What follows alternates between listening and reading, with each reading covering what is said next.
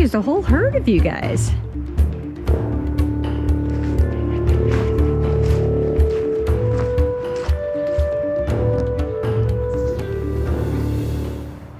Hey homesteaders, gardeners, and cooks. My name is Jennifer. Welcome to Miles Away Farm. Welcome back to my kitchen.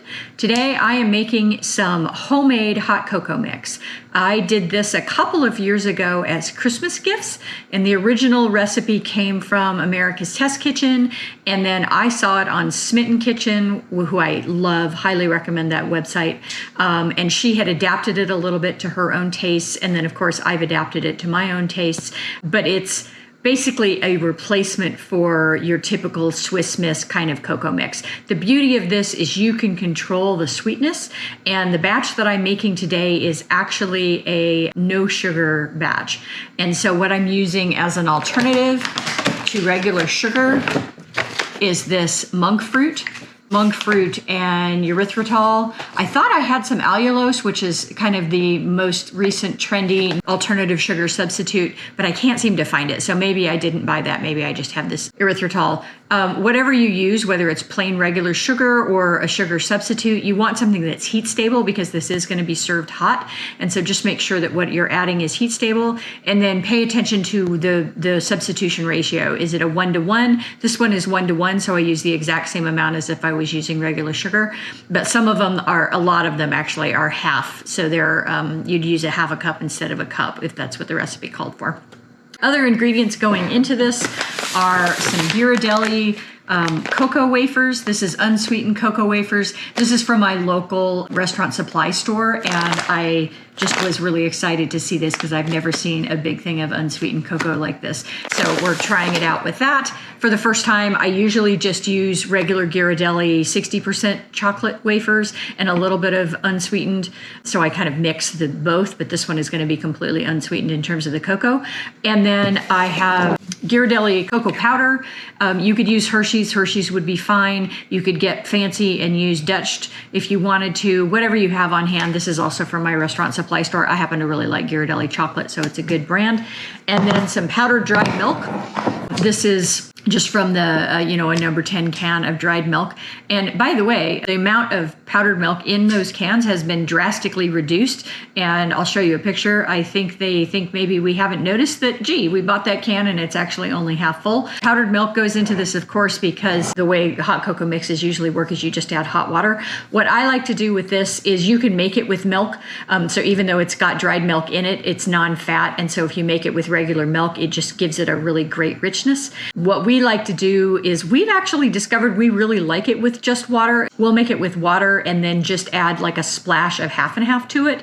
And so it gives it a little bit of extra creaminess. But cocoa is actually really nice with water instead of milk. It just has a different feel altogether, and it's quite lovely. So homemade hot cocoa mix, really quick and easy and infinitely adaptable to your own personal tastes and preferences. Let's get started.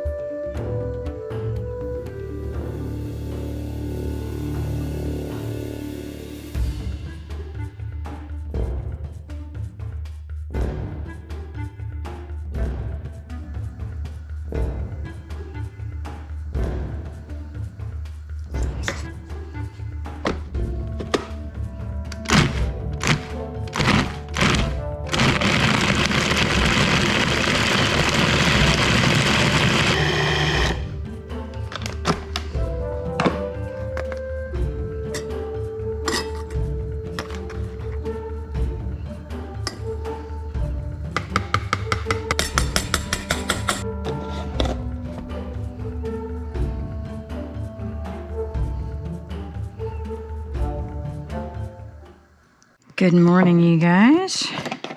It's a couple of days later. We've been working our way through this cocoa. Thought I'd have a cup of cocoa for my mid-morning snack here. The general ratio here is about a 1/4 cup of this mix to about a cup of milk or water. I just kind of eyeball it. And I did warm this mug just a little bit with some hot water that I poured out before I started here. What I'm going to do is add just enough water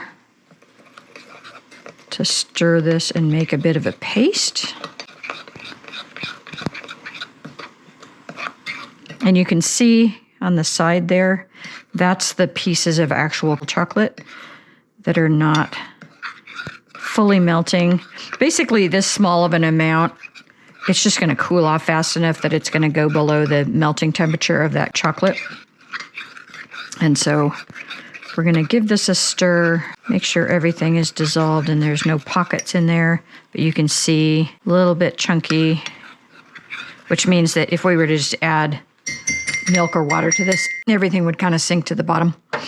So what I'm going to do is microwave this for about 15 seconds. What I'm trying to do is melt this chocolate that's in here and bring this to a boil so that the cornstarch that's in there thickens up, but not boil it over, which is a fine line. But that's, you can see the viscosity change there. It's definitely thickened up. See how it's coating the spoon? All right, I'm gonna give that one more go. That's delightful. Here we go. You can see it's actually come to a bit of a boil there, and now we've really thickened up. I'm just gonna stir that, make sure everything, look at that.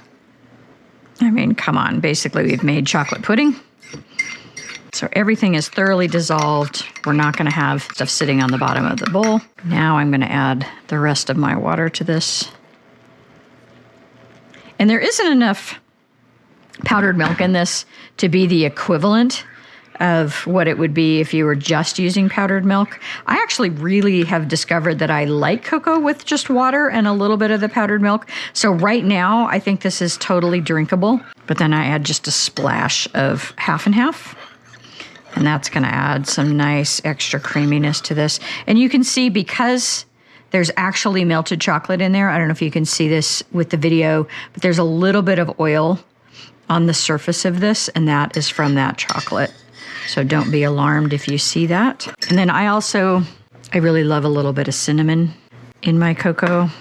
Cinnamon is hydrophobic. It doesn't like moisture, so it's kind of hard to mix in. Sometimes it'll float on the surface.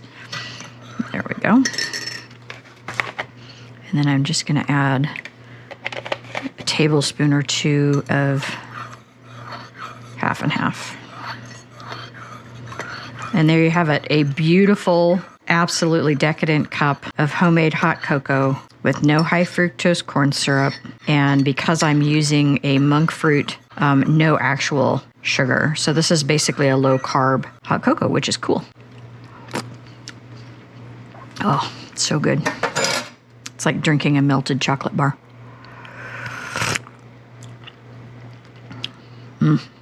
Absolutely delightful. Give this recipe a try, tribe. Super easy, really fun, and definitely a more healthy alternative. And you can make this with regular sugar if you want. You don't have to make it with alternative sweeteners, but really, really good, and definitely a lovely thing to have on your homestead in the wintertime.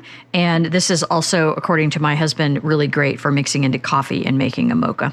Thanks for watching, tribe. If you like this kind of content, give me a thumbs up, subscribe, leave me a comment, and share. I have new content coming out every week.